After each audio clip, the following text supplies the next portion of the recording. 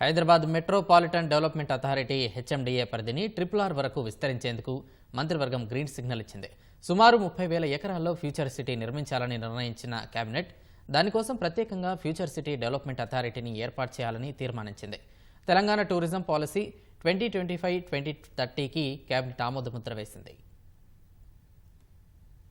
ప్రభుత్వం ప్రతిష్టాత్మకంగా భావిస్తున్న ఫ్యూచర్ సిటీ నిర్మాణానికి సంబంధించి మంత్రివర్గం కీలక నిర్ణయాలు తీసుకుంది.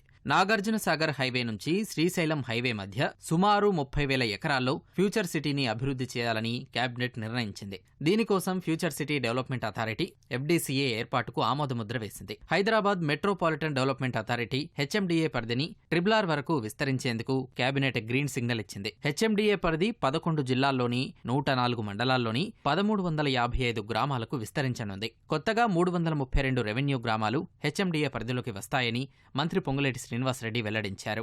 ఈ HMDA పరిధిని రీజనల్ రింగ్ రోడ్డుకి దాటి బఫర్ జోన్ గా 2 కిలోమీటర్స్ వరకు దాన్ని కూడా దీంట్లో యాడ్ చేయడం జరిగింది.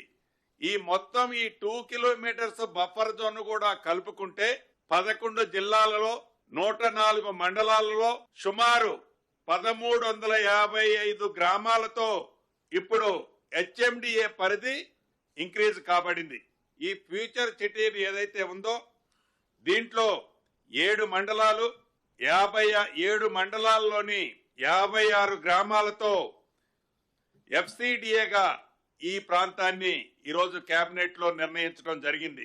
నాగార్జున సాగర్ హైవే నుంచి శ్రీశైలం హైవే మధ్యలో ఉన్న దాదాపు సుమారు 30,000 ఎకరాల విస్తీర్ణంలో ఈ ఫ్యూచర్ సిటీని డెవలప్ చేయాలన్నది ప్రధానంగా ఈ రోజు ఈ కేబినెట్ లో నిర్ణయం తీసుకోవడం జరిగింది.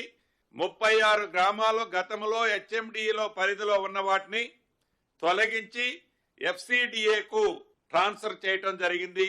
ఫ్యూచర్ సిటీ కోసం సుమారు 90 పోస్టులని ఈరోజు కేబినెట్ లో ఆమోదించడం జరిగింది. టీటీడీ బోర్డు తరహాలో యాదగిరిగుట్ట శ్రీ లక్ష్మీ నరసింహస్వామి ఆలయ బోర్డు ఏర్పాటు చేయాలని కేబినెట్ నిర్ణయించింది. దీనికోసం తెలంగాణ దేవాదాయ చట్టాన్ని సవరించాలని నిర్ణయించింది. తెలంగాణ టూరిజం పాలసీ 2025-2030కి కేబినెట్ ఆమోదముద్ర వేసింది. రాబోయే 5 ఏళ్లలో 15,000 కోట్ల రూపాయల పెట్టుబడులు 3 లక్షల ఉద్యోగ అవకాశాలు కల్పించే లక్ష్యంతో కొత్త పాలసీకి రూపకల్పన చేసినట్లు మంత్రి పొంగులేటి శ్రీనివాసరెడ్డి తెలిపారు. మే నెలలో జరిగే మిస్ వరల్డ్ 2025 పోటీలకు హైదరాబాద్లో ఆతిథ్యం ఇచ్చేందుకు కేబినెట్ ఆమోదం తెలిపింది. సుమారు 140 దేశాలు పాల్గొనే ఈ వేడుకలను తెలంగాణకు ప్రపంచంలో పేరు తెచ్చేలా నిర్వహించాలని నిర్ణయించింది. గడిచిన 10 సంవత్సరాల్లో తెలంగాణ రాష్ట్రంలో టూరిజం ఎంత నిర్లక్ష్యానికి గురైందో మనకు తెలియంది కాదు. 2025 నుంచి 2030 వరకు టూరిస్ట్ పాలసీని ఈరోజు కేబినెట్ ఆమోదించడం జరిగింది. రాష్ట్ర వ్యాప్తంగా 27 స్పెషల్ టూరిస్టు ఏరియాలని పర్యాటక కేంద్రాలుగా పూర్తి స్థాయిలో అభివృద్ధి చేయాలని కూడా కేబినెట్ ఈ రోజు నిర్ణయం తీసుకోవడం జరిగింది.